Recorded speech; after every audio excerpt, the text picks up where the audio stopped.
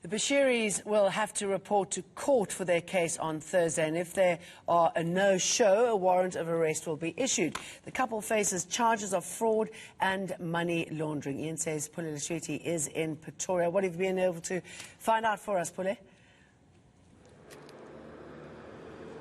Well, a very good morning, Jane. And you would remember just earlier on, we actually brought you the news that we were reliably told by sources that a warrant of arrest will be issued come the 19th of November this month if the Bushiris do not appear in court. But furthermore, that they have violated the bail conditions, meaning their bail application will also be revoked. But in the name of trying to calm the crews and finding out what exactly happened, joining me right now, I have Prophet Mboro, who will be talking to us here this morning on ENCA.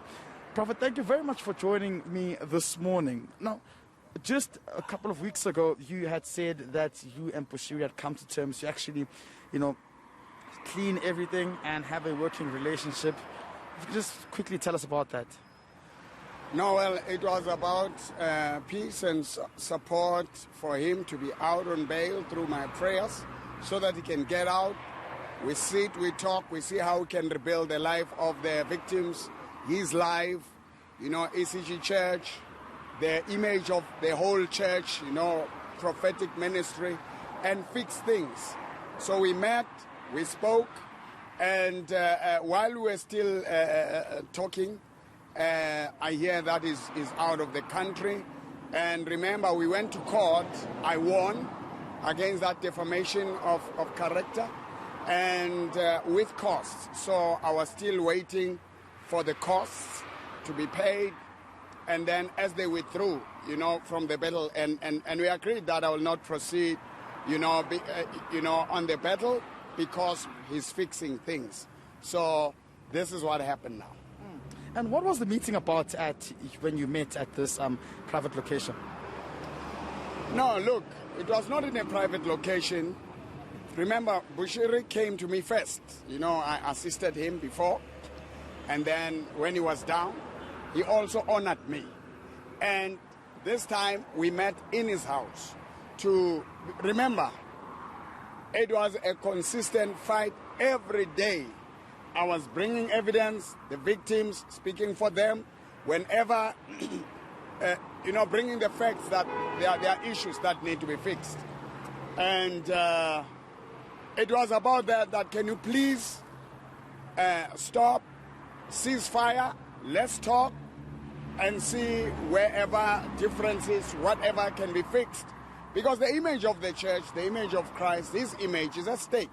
So somebody has to step up as the president of Church Monday Turnaround Movement to really represent Christ and fix things. We can't have the church, the prophet all the time in the wrong. Okay, so Prophet, we are being told that Bushiri was the last person, you were the last person Bushiri contacted before he left the country. Tell us about that, please. Can you confirm these? People are lying. We met with Bushiri before. Yes, he did try to reach me. When, Prophet? I think it was somewhere Tuesday or Wednesday during the day. I saw a missed call. I didn't respond because, remember, I'm also a part of the X- organization. Sorry, but you returned the call. I sent WhatsApp messages to say I was busy during the day, can we talk? The phone was off. So I could no longer see anything until I saw what I saw in the media. I'm also shocked. But clearly if you met and he says he was your brother, he probably spoke to you about him actually trying to find peace of mind and leave, right? No. Remember, Bushiri and I are not close. Pastors and communities, whenever they have crisis, don't be mistaken, they call on me. Even these guys that you see them being too big, but when they come to me, they say, look, you've been long in the ministry. That's it. Okay, so would you cooperate with the South African government if they wanted help from you in terms of getting that sensitive information you might be having about this guy? I am not. Remember, I was representing the victims. They opened cases, I assisted them. They betrayed me along the way, but I still stood. The matter is before the courts, before the judge, before the police. The police must do their work. Right now, my meeting was to rebuild and fix the mess that happened in the name of God, for the sake of Christ. And because if a man says, look, there's been too much war, can we sit and fix things? Why do you keep on punching? You wait and see fixing things. But that hasn't happened now since he's out.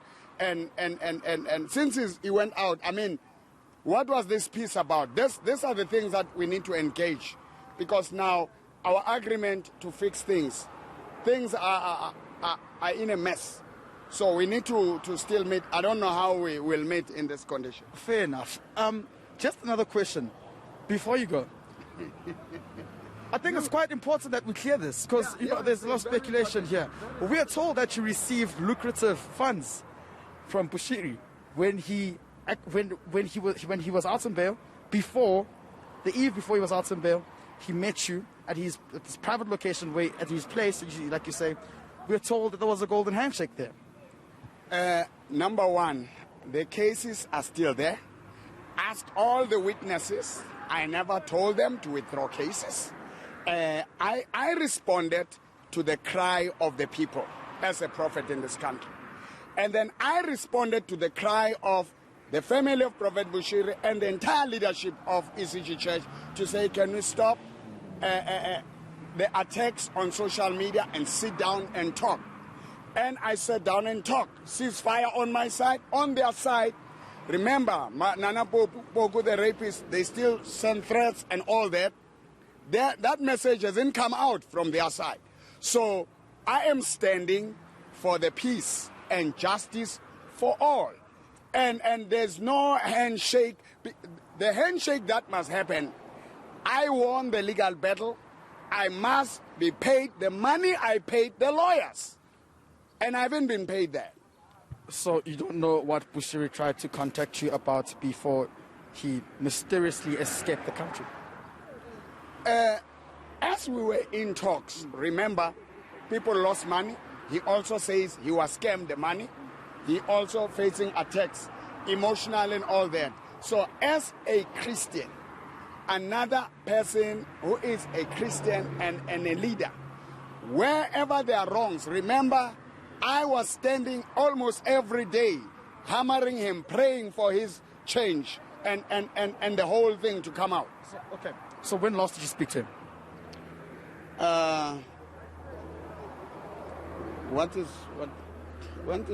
Today is Monday, Prophet. When last did you speak to him? I think I spoke to him Monday, last Tuesday. You know, we only met after he was released, I'm sure, that Friday. And then that's it. We never spoke again. So you've never spoken to him on a phone call since he escaped? No. Since he escaped, even days before he escaped, we never spoke. No. No, thank you very much for joining me this morning. No, thank you. Okay, there we go. Prophet Mboro joining us this morning, saying he hasn't spoken to Prophet Shepherd Bushiri since he escaped. But you see, now, here's the thing here. We received a tip-off rather from sources telling us that he was the last person, Mboro was the last person who was contacted by Bushiri. In fact, they're saying that there was a conversation that was had there. Now, we're asking him for confirmation here, and he's saying, I saw his missed call, but I left it. But we're told that he returned the call, and there was a discussion that took place. Now, in the name of trying to come for more clues, these are the type of things we're trying to put together to what was the discussion that was had on that phone call, what did they talk about, and if he knew that he was going to leave, why did he not alert the authorities as well? That certainly was quite an interview. Thanks for that.